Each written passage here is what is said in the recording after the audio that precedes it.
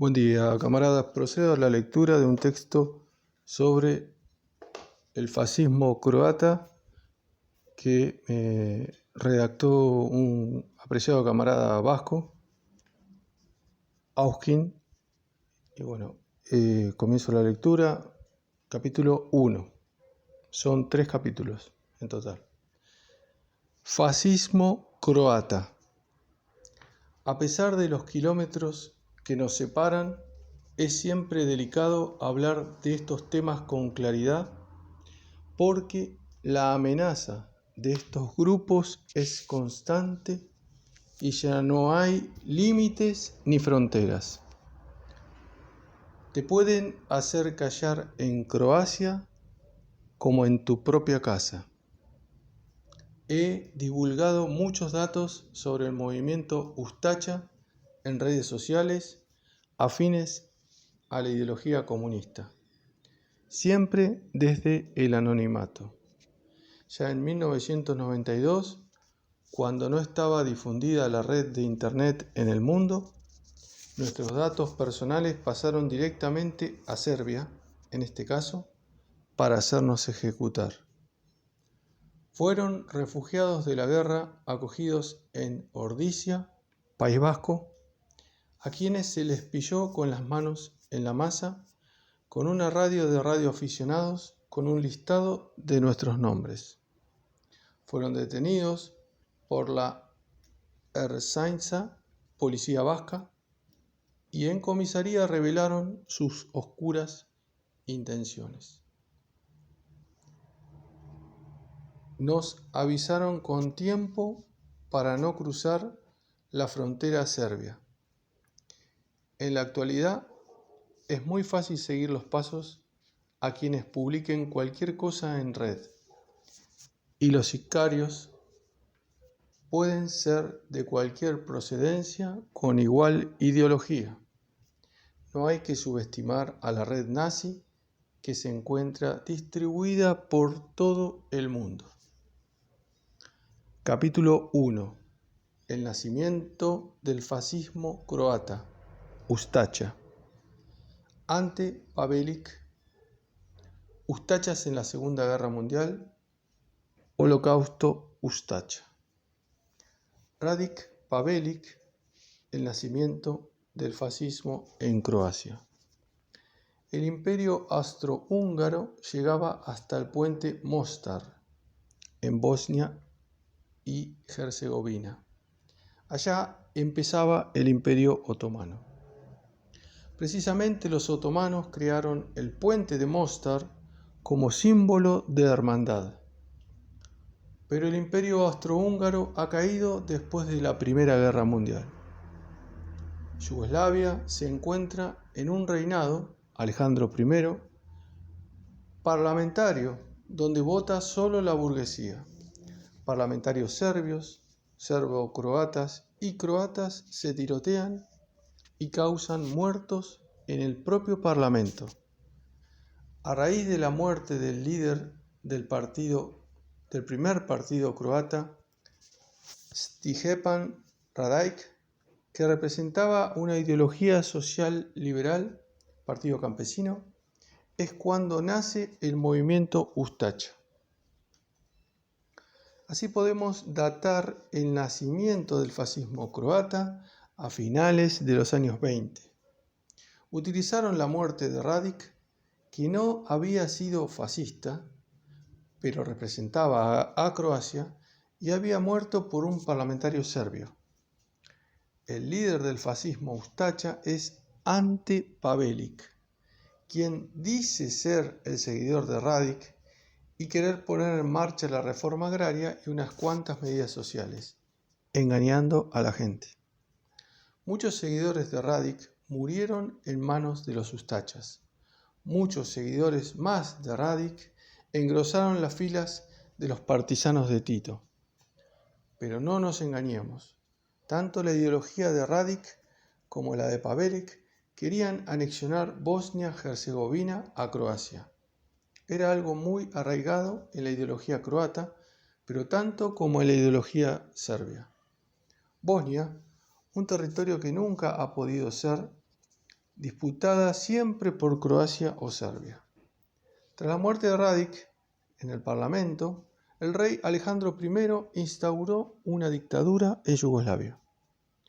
Un reinado llevado a cabo desde Belgrado y que los serbios lo veían como suyo propio.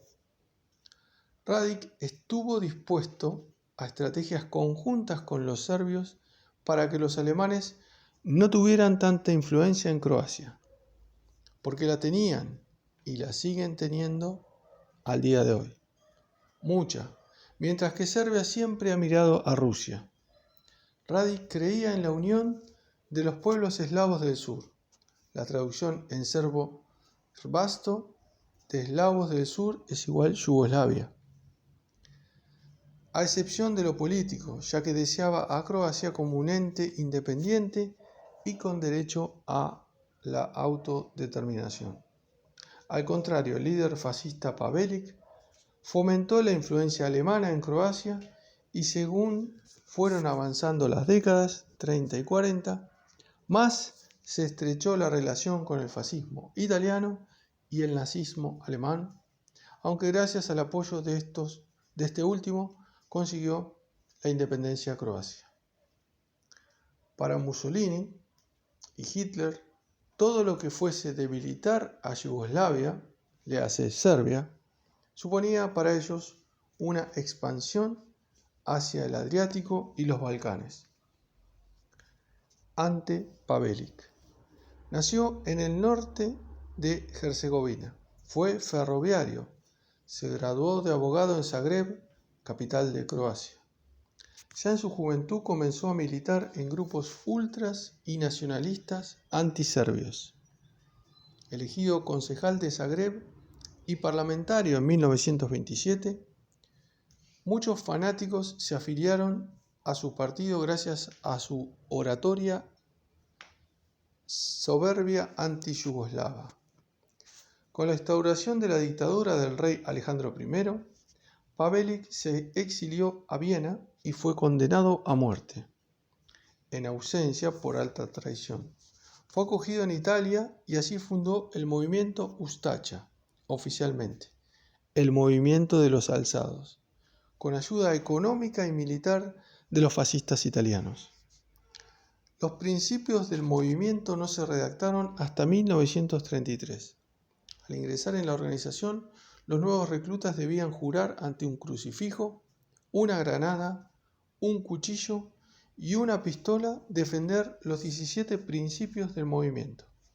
Un movimiento que nunca pretendió ser de masas, al igual que el fascismo o el nazismo, sino terrorista. Aplicar el terror y hacerse con el poder mediante el terror. Terratenientes, fiscales y el propio Pavelić sabotearon una comisaría en Velebit, Serbia, que fue una de las primeras acciones sonadas y que puso en apuros a las autoridades por no saber del calado de esta nueva organización armada llamada Ustaša. Más tarde, Pavelić tramó el asesinato del monarca Alejandro I con diferentes intentos. Lo consiguieron en Marsella en 1934. Descubierto, Pavelić fue nuevamente condenado a muerte por las autoridades francesas en ausencia. Muerto Alejandro I, Pavelić fue ocultado por Mussolini. Comienza la regencia del príncipe Pablo, sobrino de Alejandro I de Yugoslavia. Para 1940-41 ya estaba metida la nariz de Italia y de Alemania en Yugoslavia con el títere útil de Pavelić. Pavelić ofrecía a Italia la costa de Dalmacia, casi toda la costa adriática, a cambio de hacerse con el control de Croacia. La cúpula militar serbia da un golpe de estado en Yugoslavia, derrocando al príncipe Pablo y poniendo en su lugar a Pedro II de Yugoslavia, que era menor de edad, pero de un plumazo lo hicieron mayor de edad. La nueva jugada no gustó nada a Hitler, ya que Pablito era neutral, tan neutral como el general Franco, y les iba a proporcionar un pasillo para invadir Grecia. Así de neutral era el príncipe Pablo. Ustachas en la Segunda Guerra Mundial. A los pocos días entra Hitler y Mussolini en Yugoslavia.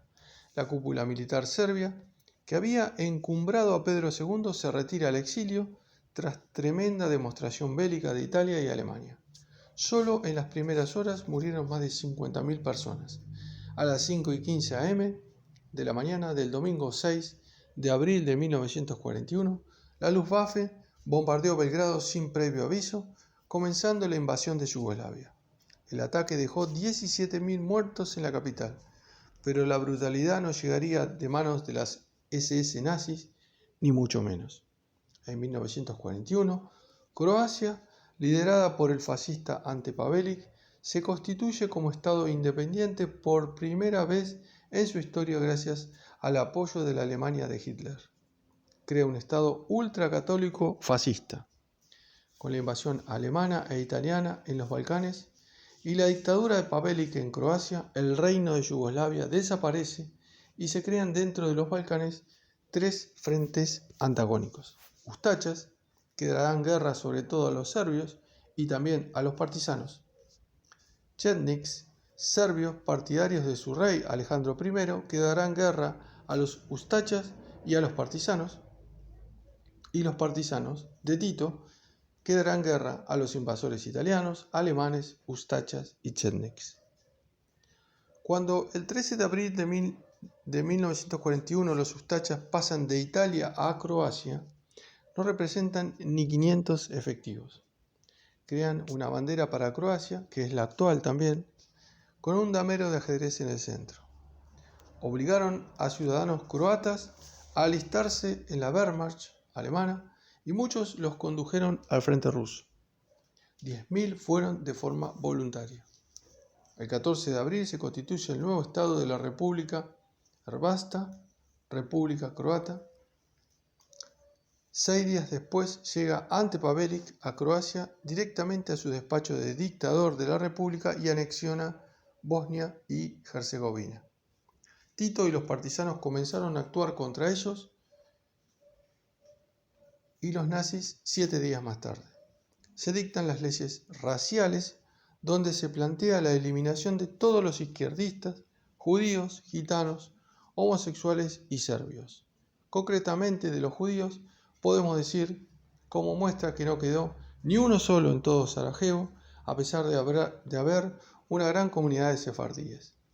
Sobre los serbios había un planteamiento radical donde se dictaba que no quedaría vivo un tercio de ellos, otro un tercio debía ser expulsado y otro un tercio enviado a campos de trabajo forzados y convertidos en católicos apostólicos, sin excepción entre edades o sexo. Holocausto Ustacha. Para ello se crearon 5 grandes campos de exterminio y otros de concentración en Bosnia y Herzegovina. Los de exterminio fueron Campo 1, Krapje, Campo 2, Brosice, Campo 3, Ciglana, fábrica de ladrillos, en Jasenovac, Campo 4, Kozara Curtiembre, en Jasenovac, y Campo 5, Stara Gradiška. El propio jefe de la Gestapo, Heinrich Himmler, fechado el 17 de febrero de 1942, certificaba: el aumento de actividad ustacha se debe principalmente a las atrocidades cometidas por las unidades en Croacia contra la población ortodoxa. Los ustachas han cometido sus actos de una manera bestial, no solo contra los hombres, sino especialmente contra ancianos, mujeres y niños indefensos. El número de ortodoxos que los croatas han masacrado y torturado sádicamente hasta la muerte es de aproximadamente 300.000. El campo de exterminio que más destacó fue el de Jasenovac, que estaba comandado por el propio jefe de la policía política de la Ustacha, general Max Luburic, que se había entrenado en Auschwitz y consiguiendo crear en Jasenovac el centro de exterminio más brutal de todos los tiempos de la historia. Los niños contaban con un campo específico dentro del complejo y eran asesinados a golpe de martillo en la cabeza.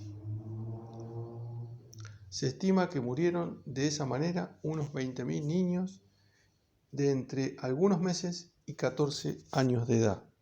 A las mujeres embarazadas se las rajaba para sacarles el feto y después asesinarlas. En los hornos crematorios metían vivas a las víctimas. El Tribunal de Nuremberg en 1946 recoge también que en Jasenovac se asesinaba con golpe de masa en la nuca, con cuchillo, con toda clase de objetos contundentes, por ahogamiento, hambre, quema de personas vivas y ahogamientos en piletas de cal viva. La capacidad del campo era de 3.000 prisioneros que iban muriendo para dejar paso a otros hasta una cantidad de 154.000 personas que recibieron la peor muerte allá, con una capacidad de asesinatos de 1.360 por día. No se cuenta en estas cifras a aquellos enviados desde Croacia o Bosnia y Herzegovina hacia Alemania para su exterminio. En un brindis, el propio Luburik comentaría: hemos asesinado aquí en Jasenovac a más gente que el Imperio Otomano durante su larga estancia en Europa. El porcentaje de muertes fue mayor que en Auschwitz, 88% frente al 84.6%.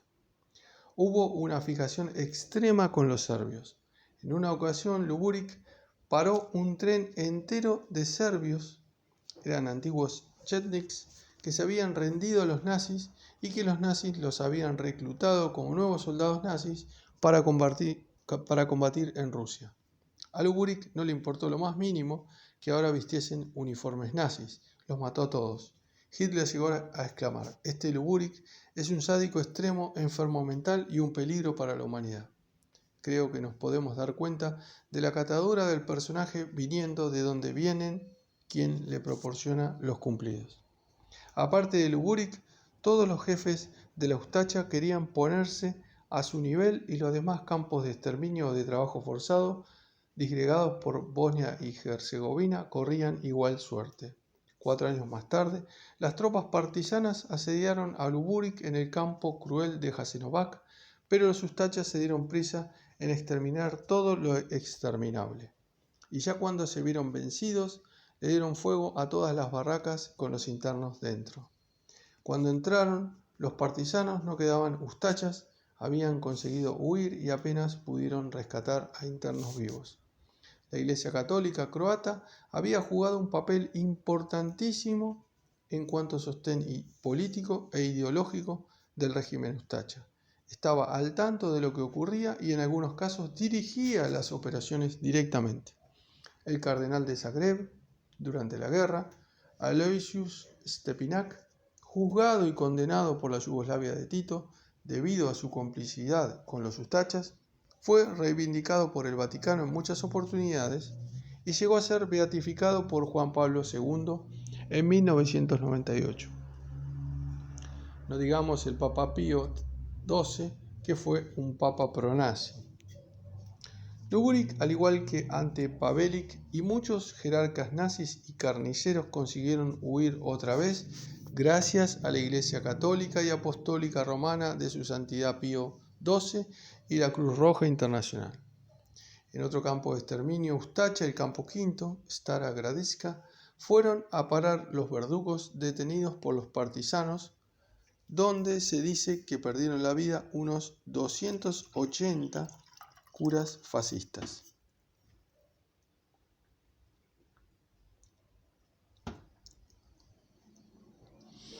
El holocausto Ustacha no horroriza por las muertes que causó muchas comparadas con el territorio que controlaba, sino por cómo se llevaron a cabo esos crímenes que fueron los más atroces cometidos en la Segunda Guerra Mundial, siendo una práctica general el desmembramiento de los cuerpos y recrearse en la tortura hasta causar la muerte del individuo.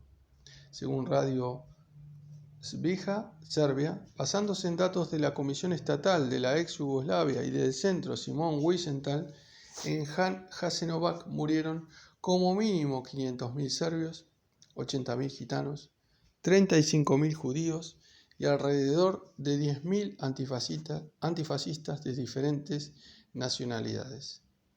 Para el historiador John Cornwell, sin embargo, según el cual existió aquiescencia del Vaticano con el genocidio, las cifras son de 487.000 serbios, 27.000 gitanos y entre 20 y 25.000 judíos, y no cuenta los antifascistas ni homosexuales. Próximo, capítulo 2, la huida, el establecimiento, la operación Cobra. Acá tenemos al dirigente máximo fascista, Ante Pavelić, sello de 1943. La entrada al campo de exterminio de Jasenovac. Se lee servicio laboral, defensa Ustacha, campo de concentración. Tito construyó un monumento con forma de pétalos en el mismo lugar donde estaba el campo de Jasenovac en recuerdo a las víctimas, que hoy sigue en pie. Ahí lo vemos. Muchas gracias, camarada, por todo el trabajo, y continúo el capítulo 2 y el capítulo 3 en próximos audiotextos.